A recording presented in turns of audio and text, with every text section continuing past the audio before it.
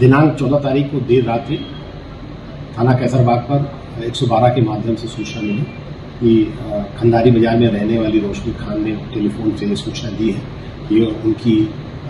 5 वर्षीय बच्ची को उनके पति द्वारा उसकी हत्या कर दी गई है। इस सूचना पर तत्काल इंस्पेक्टर कैसरबाग और फोरेंसिक की टीम पहुंची थी और वहां पर पहुंचकर घटनास्थल का निरीक्षण कर रोशनी खान की तहरीर पर मृतका की पिता के ऊपर तत्काल एफआईआर पंजीकृत कर दी गई थी। इस संबंध में जब कैसरबाग पुलिस द्वारा तफ्तीश की गई और रोशनी खान के बयान लिए गए और उसके एक पुरुष मित्र जिसका नाम उदित जायसवाल था उसका बयान लिया गया, तो उस बयानों में बहुत सारे विरोधाभास निकले और इस पर पुलिस ने और गहनता से छानबीन की, आस पड़ोस से पूछताछ की, सीसीटीवी फुटेज देखे गए और कई लोगों संबंधित लोगों के अकाउंट डिटेल्स खंगाले गए, वैज्ञानिक साक्ष्यों का सहारा लिया गया। तो उसमें जो तथ्य आए वो इस प्रकार के थे कि उदित जायसवाल के साथ रोशनी जो है वो लिविंग में रहती थी और इस बात का ये बच्ची विरोध करती थी और कहती थी कि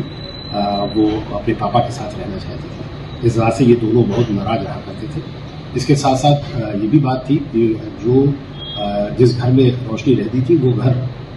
इसके पति के नाम था और वो पति से भी जिसके से अनबन चल रही थी उसको भी हड़पना चाहती थी और इससे पूर्व में भी वो अपने ससुराल वालों के खिलाफ एक अभियोग पंजीकृत करा चुकी थी। इन सब चीज़ों की पूरी प्लानिंग करते हुए रोशनी ने 13 तारीख की देर रात्रि में पूरा प्लान बनाया और उसके बाद उदित जायसवाल के साथ मिलके उस बच्ची की हत्या कर दी और उसमें जो हत्या करने से पहले उसको पीटा भी गया, बच्ची को मारा गया और रोशनी द्वारा स्वयं उसके पेट पे लात भी रखी गई और इसमें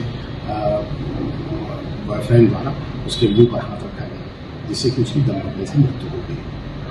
इसके उपरांत ये लोग रात में सवेरे उठ के घर का ताला बंद करके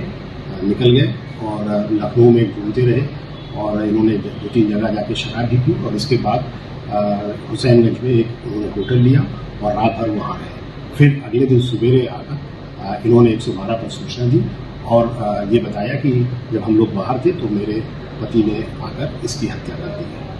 और फिर पुलिस ने इसका पूरी तरीके से खुलासा करके दोनों अभियुक्तों को जेल भेज दिया है और आवश्यक कार्रवाई की।